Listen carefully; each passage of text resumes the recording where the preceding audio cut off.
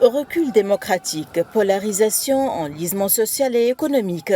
La Tunisie s'embourbe dans la crise depuis le coup de force du président Kais Saïed. 2022, ce fut une année difficile pour tous les Tunisiens, dans un pays toujours aussi divisé où les horizons, aussi bien politiques qu'économiques, sont plutôt sombres. Kais Saïed a démarré l'année 2022 par une consultation nationale, dont le nombre de participants n'a pas dépassé les 500 000. En juillet, le président a organisé un référendum autour de l'adoption d'un nouveau texte de constitution, visiblement rédigé par ses soins. Seulement 30% des électeurs ont participé à ce processus.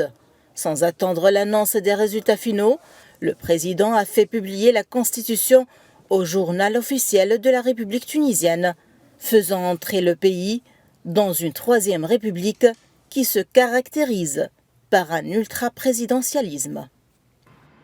6 mois après, 17 décembre 2022, des élections législatives ont été organisées, mais seuls 11% des électeurs se sont rendus aux urnes en vue d'élire un nouveau Parlement, privé de pratiquement de tout pouvoir. Une abstention record de plus de 90%. Les législatives étaient un camouflet pour le locataire de Carthage. L'opposition a réclamé ainsi le départ du dirigeant, qui se retrouve délégitimisé et très affaibli dans ses négociations avec le FMI, d'un prêt crucial pour une économie aux abois.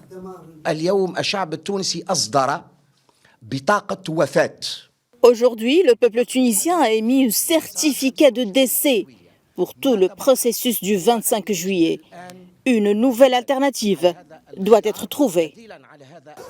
L'incapacité de Kais Saïed a créé un engouement autour de son projet et l'incapacité de l'opposition à fédérer crée deux blocs de poids qui semblent égaux, avec une large majorité silencieuse qui semble avoir pour priorité la situation économique du pays.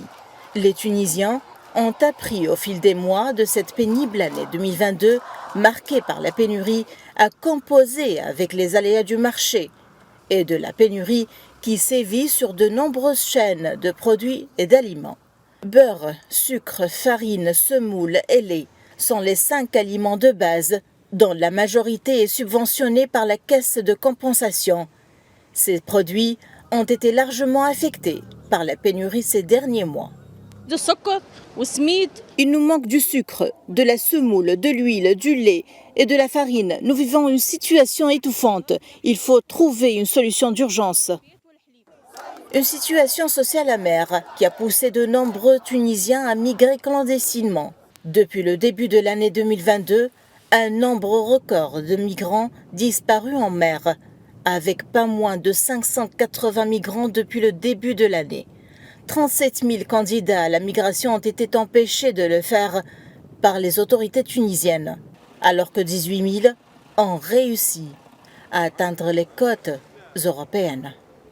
Les Tunisiens sont aujourd'hui très inquiets de la dégradation continue de leur situation.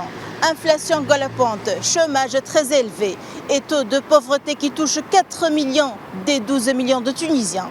Depuis Tunis, Najwa Becha pour Média.